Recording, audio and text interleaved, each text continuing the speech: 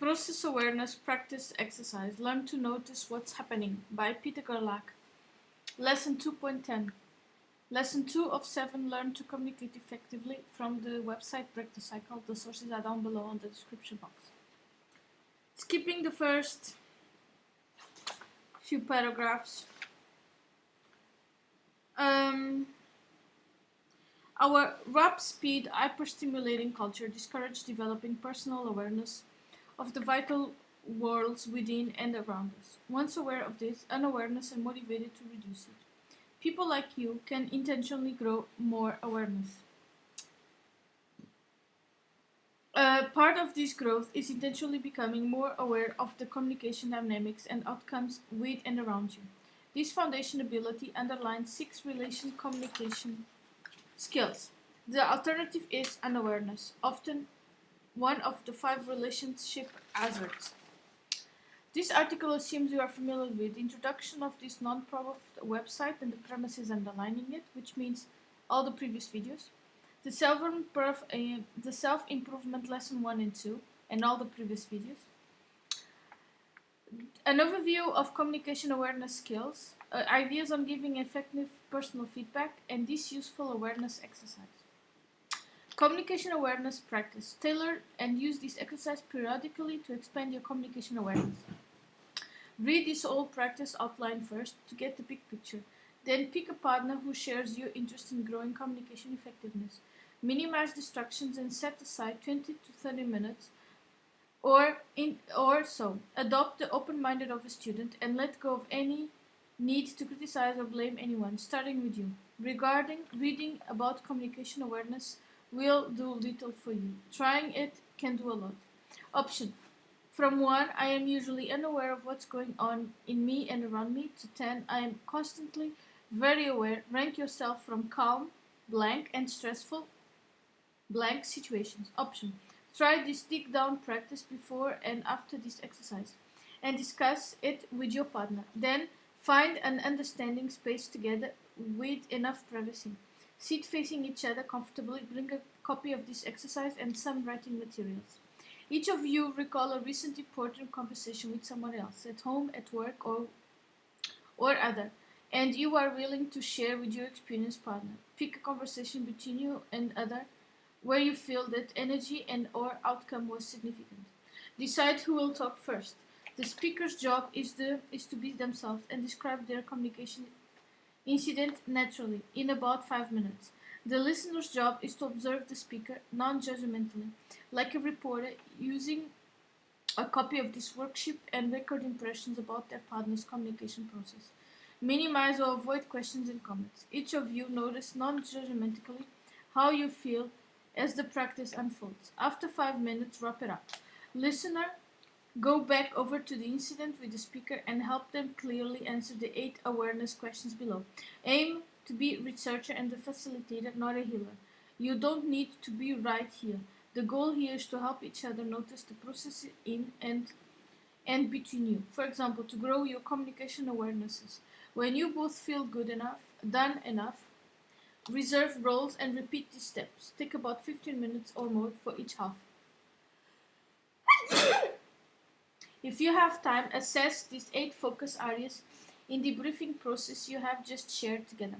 Again, this is not about right or wrong, blaming or competition. This is about getting the main communications needs met in a way that feels good enough for both of you. Note and discuss special learnings you want to remember from this exercise. 8 basic awarenesses. 1. Key. Who was guiding each person? Their true self or false self. 2. What did you each do?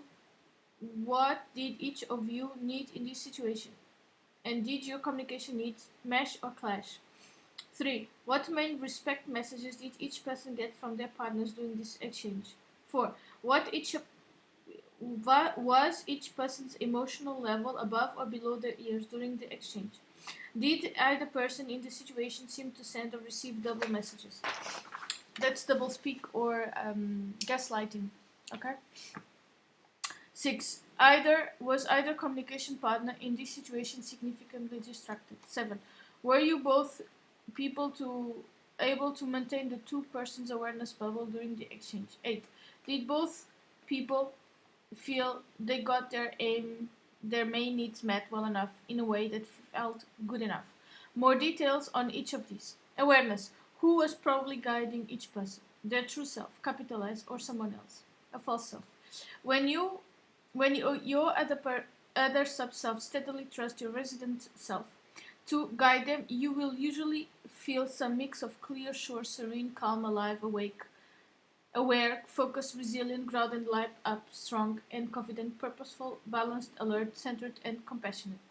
If distrustful sub-selves, a false self, are in charge, you will feel a mix of reserve, those anxious, unclear, upset, unsure, heavy, cloudy, hesitant, defensive, unfocused, distracted, frustrated, impatient, worried, tense, numb, confused, and sarcastic, down, apathetic, and so on. Another way of judging this is by using this comparison of behaviors.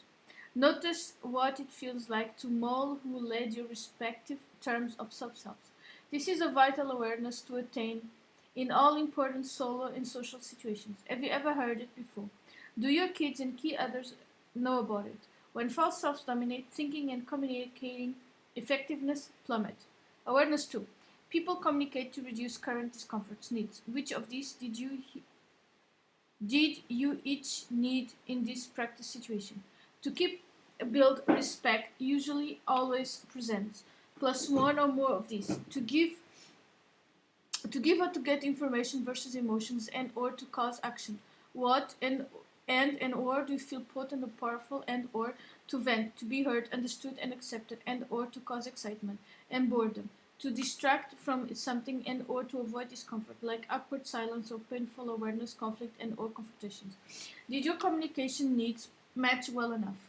By whose standards? If not, what did each person do about this mismatch? For example, deny it, ignore it, joke, intellectualize, argue, manipulate, whine, discuss, act. Option. If your practice partners are both aware of this difference between surface and primary needs, note and discuss whether the people in this speaker situation A could have benefited from digging down to identify their primary needs, and if so, whether they B identified them and C acted to fill them or not. Awareness 3. What was the main respect message each partner received from others during this message? I am one up, superior. I am one down, inferior. Or I see our needs and dignity as a co-equal here. Mutual respect. Where the R messages receive the same ones that are sent. Where these partners aware of their R messages. Awareness 4. Emotion levels and communication skills used. How would you judge the E levels of each partner over the span of your exchange? Above the ears, so they can't hear the person well. Below the ears, they probably can hear them. Or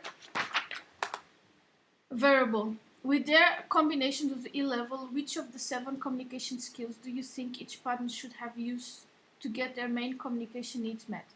What skills did they use? Did any one E levels rise or fall during this exchange? If so, how did the person react? For example, or which means, did they shift to empathetic listening or to something else? Were these communication partners aware of their E levels and how to use them? Awareness 5. Did either of the people in the situation seem to send or receive the double messages? For example, did their words say yes, while tone, face, hands, body, and other non-verbals said maybe or no? If so, who said that?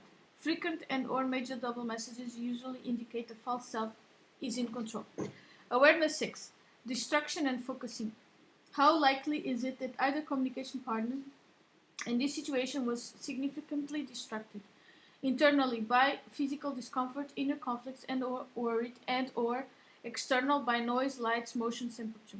If so, how did the partner seem to handle these distractions? For example, denied or ignored them, reduced them, talked about them, argued about them. If either person had an agenda, topic and focus, do you feel both partners focused well enough on them? Or did they lose their focuses? If so, did either of them notice that? Awareness 7. Where both people are able to maintain a two-persons awareness bubble during their exchange.